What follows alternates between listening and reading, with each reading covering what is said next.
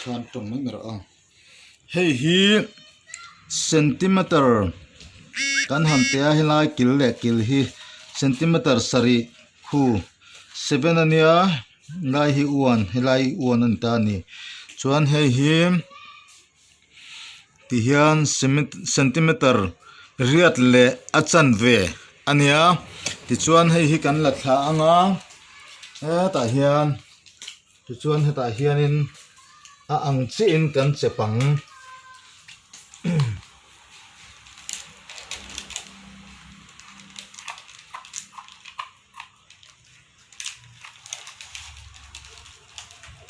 ang chi in kan chepanga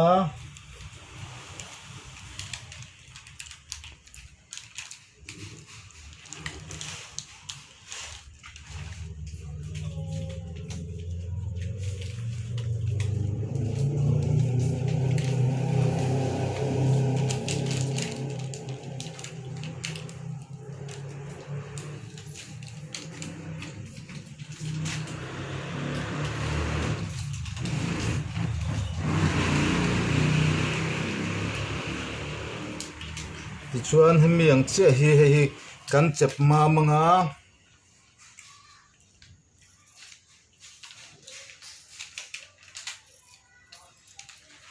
hemi ang che hi ta hian kan ti le ang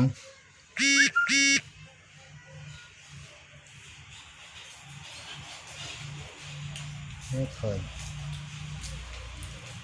he ta hian kan ti sok mai nge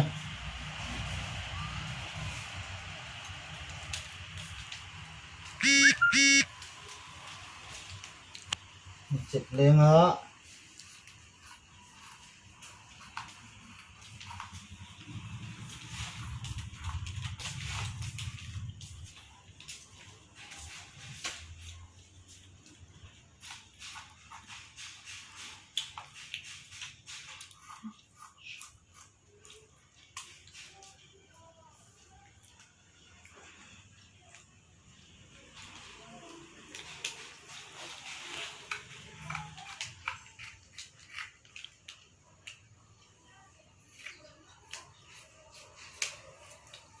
inang chia pahnih kan chep ta a ti chuan he ta hianin thil ruam hmansa a awma hei hi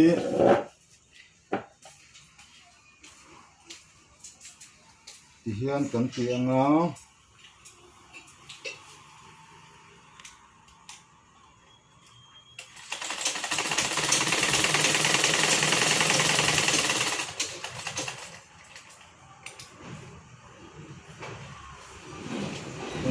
le tanga ti hian kan thui leang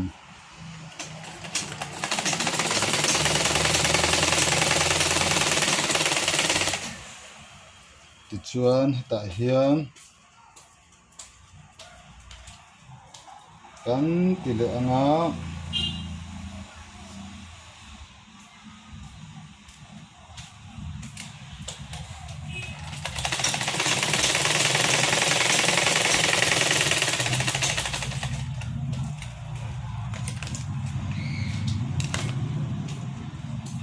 kan thui le anga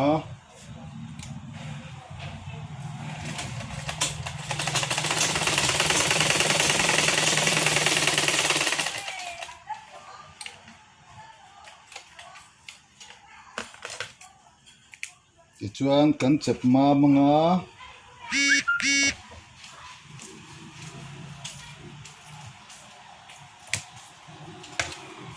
kan chep ma manga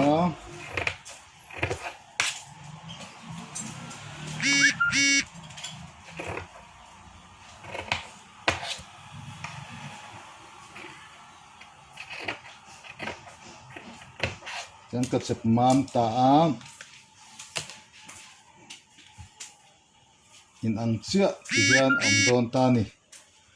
chuanin he lai hianin lining na lining hi angai lining hi tha em a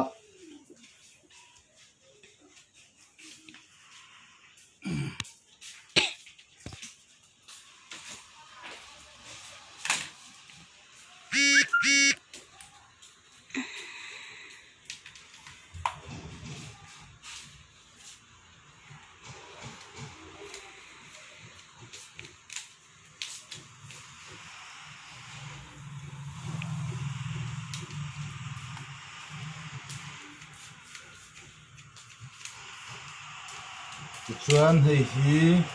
kan thui le ang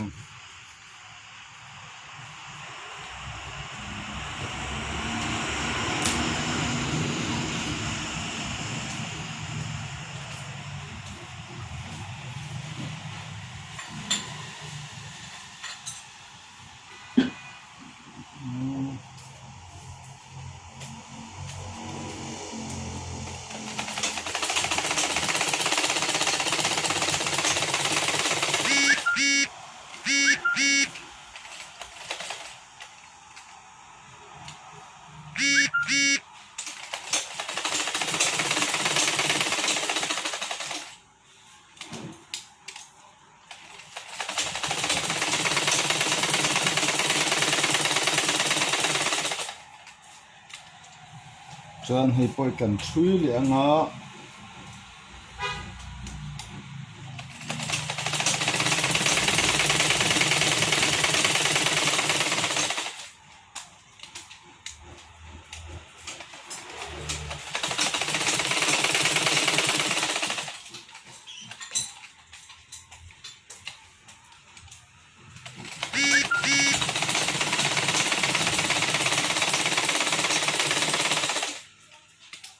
chuan kan chep mam ang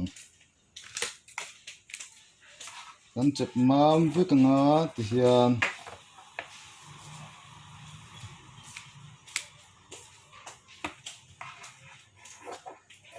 chep mam vek anga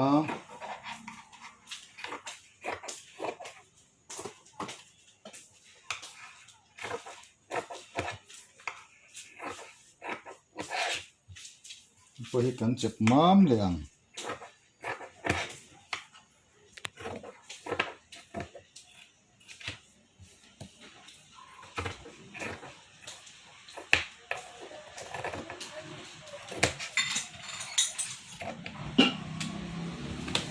chuan hei hi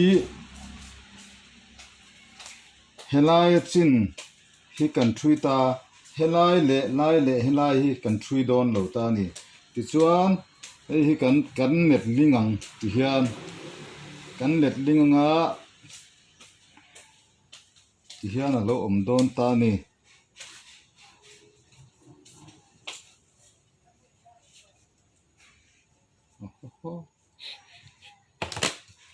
chuan kan net ling ta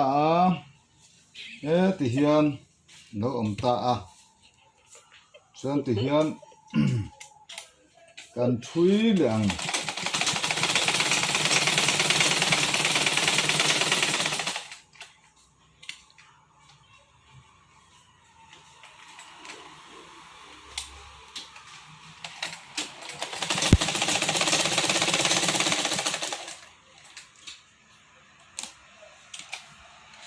chuan kan thui le ang hei hi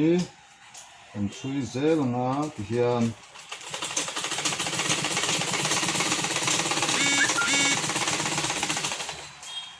chuan hei hi kan let ling le anga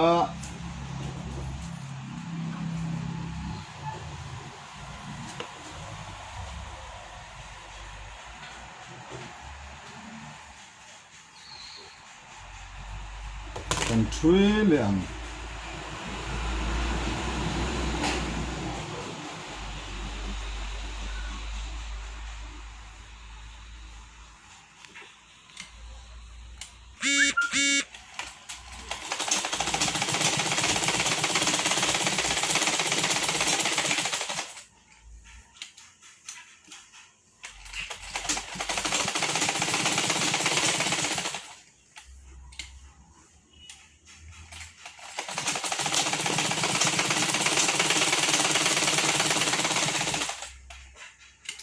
chuan hei kan thui zo ta a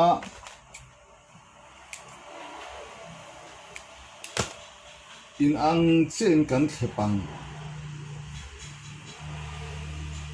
ti hian kan thui kual to mai don ni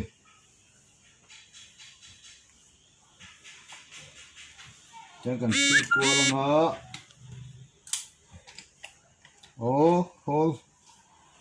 hol la lo dok chu a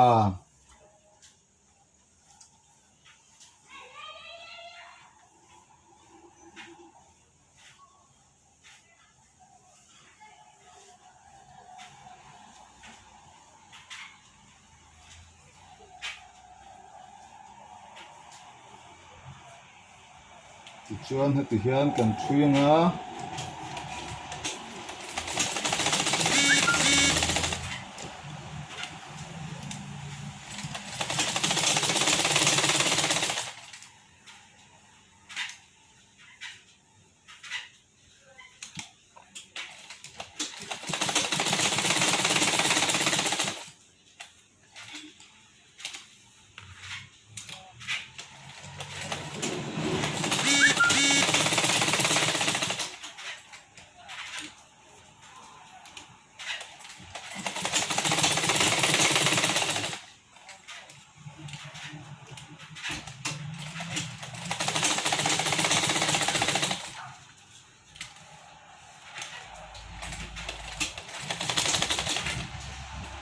ti khan mas chu kan thui zo der mai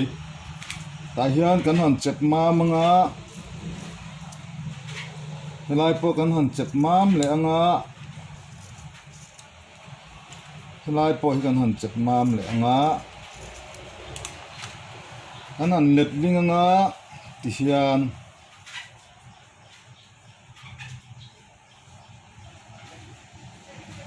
hian mas chu ti hian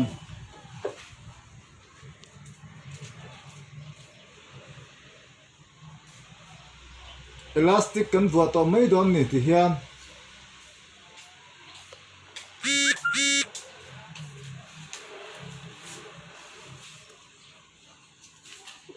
helai hian elastic ti hian kan vu anga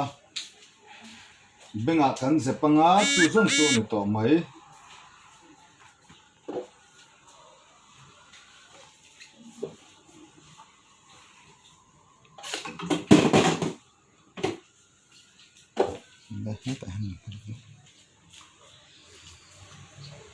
hei hian ya hei po hian ya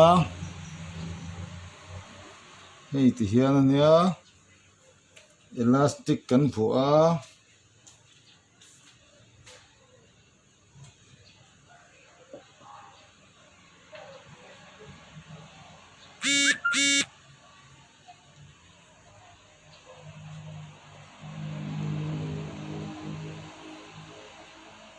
ang ho zong khan ta e